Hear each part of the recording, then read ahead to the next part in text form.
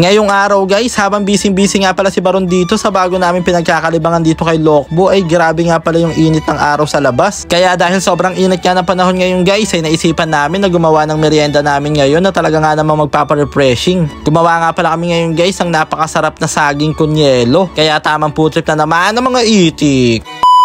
What's up sa inyo mga itik? Ngayong araw guys, eto na naman nga pala ang aming a day in our life dito sa aming camper van na si Lokbo. Bali for today's video nga pala guys, tanghalin tapat ay tamang walis nga pala ako dito sa Gedli. At grabe nga guys yung tarik ng araw ngayon, sobrang init talaga ng panahon. Saktong-sakto naman guys, eto si Baron nagiinit na dahil busy nga pala siya dito kakalaro sa bago namin pinagkakalibangan dito kay Lokbo. Kaya habang naglalaro nga pala si Baron dito guys, at talaga nga namang napakainit ng panahon, ay magluluto kami ngayon ng aming merienda na napakasarap at napaka-refreshing na saging kunyelo. Kaya ayan guys, niluto na nga pala agad namin dito yung sago, at sa kabilang banda naman eto si Baron guys, tamang sigana siya dito. Sa labas nga pala kasi namin guys lulutuin yung saging na saba na lalagyan namin ng asukal na brown. Kaya ayan guys, sobrang lakas na ng siniga dito ni Baron, kaya sinalang niya na agad yung malaking kawali na maliit-liit lang. Sobrang dali lang din naman pala na itong lutuing saging kunyelo guys, kaya manood kayo na maigi para maturo namin sa inyo yung step by step. Syempre first of all sa lahat, pagkatapos natin pakuluan dito yung saging na saba na hiniwa-hiwa, ay next na nga pala natin ilalagay ngayon dito ang ating sugar na brown.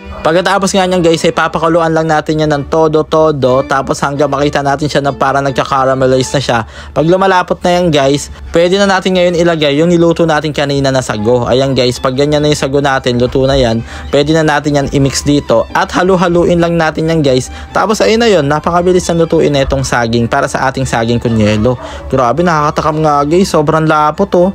Talagang craving sanitize kami ngayon na ito guys. At pagkatapos nga nyan guys, ay syempre hindi mawawala ang ating crush ice or dinurog-durog na yelo na parang halo-halo. Syempre dito nga pala natin ilalagay ngayon yan guys sa ating mangkok na may pagka-aesthetic. At pagkatapos nga natin ilagay yung crush ice, ay itatoppings lang natin ngayon dito yung ating ginawang saging. After that, lagyan lang natin yan ng evaporada na parang champurado. Kaso nga lang guys, ang mali nga lang pala namin dito, mainit pa yung ginawa naming saging. Tinappings na agad namin siya dito sa yelo. Dapat daw pala pinapalamig pa yan. Pero syempre guys, dahil medyo gutom na kami, kaya palag-palag na yan. Pero kayo guys, kung sakaling gagawa rin kayo neto, palamigin nyo daw muna yung ginawa nyong saging para talagang malamig na malamig siya guys at refreshing. Yung sa amin kasi guys, medyo maligam-gam. Pero ang honest review nga pala namin dito guys, i-rate ko to ng 9/10 dahil masarap siya guys. Tapos hindi rin siya masyadong matamis at malambutin nga pala yung saging niya. Kaya talaga na craving sanitize kami ngayon dito guys. Kaya ano pang hinihintay nyo guys, kung nasundan nyo nga ang napakadaling step by step, ay magluto na rin kayo neto para sa inyong merienda. At dahil nasayang na naman nga pala namin ngayon yung 3 minutes ng buhay nyo, kaya hanggang dito na lang muna. Maraming salamat sa panonood guys. I love you all.